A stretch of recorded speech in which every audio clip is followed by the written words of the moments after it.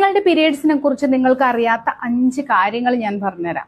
അതിലൊന്ന്, പീരിയഡ്സിന്റെ ബ്ലഡ് എന്ന് പറയുമ്പോൾ അതൊരു ഫ്രഷ് ബ്ലഡ് അല്ല. അത് ബ്ലഡ് മാത്രമല്ല, നമ്മളുടെ യൂട്രസിന്റെ ഇന്നർ ലെയർ ആയിട്ടുള്ള എൻഡോമെട്രിയം കൂടി അതിന്റെ കൂടെ ഷ്രെഡ് ചെയ്തിട്ട് പുറത്തു പോകുന്നുണ്ട്. അതുകൊണ്ട് ചെറിയ ക്ലോട്ടുകൾ പീരിയഡ്സിൽ നോർമലാണ്.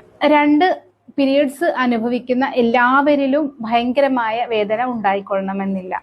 ഓരോ ആളുകളിലും ഓരോ ആൾക്കാർക്കനുസരിച്ച് ഈ പീരിയഡ് പെയിനിൽ വ്യത്യാസം ഉണ്ടായിരിക്കും. വേദന ഒന്നുമില്ലാത്ത ആളുകളുണ്ട്, ഹാർട്ട് അറ്റാക്കിന് സമാനമായ വേദന അനുഭവിക്കുന്നവരുമുണ്ട്. അതുകൊണ്ട് തന്നെ അസഹനീയമായിട്ടുള്ള പീരിയഡ് പെയിൻ നോർമൽ അല്ല. 3, അമിതമായിട്ടുള്ള ബ്ലീഡിങ്ങിന്റെ കൂടെ ക്ഷീണവും മുടി കൊഴിച്ചിലും തലകറക്കവും ഒക്കെ ഉണ്ടെങ്കിൽ അവിടെ അയേണിന്റെ ഡെഫിഷ്യൻസി ഉണ്ടാവാനുള്ള സാധ്യതയുണ്ട്. അതുകൊണ്ട് തന്നെ എത്രയുണ്ട് എന്ന് മനസ്സിലാക്കിയിട്ട് വേണമെങ്കിൽ സപ്ലിമെന്റ് എടുക്കേണ്ടത് ആവശ്യമാണ്. 4, ചോക്ലേറ്റിനോട് അമിതമായിട്ടുള്ള കൊതി പീരിയഡ്സ് സമയത്ത് തോന്നുന്നുണ്ടെങ്കിൽ നിങ്ങളുടെ ശരീരത്തിൽ സെറട്ടോണിന്റെയും മാഗ്നീഷ്യത്തിന്റെയും അളവ് കുറവാണ് എന്ന് മനസ്സിലാക്കുക.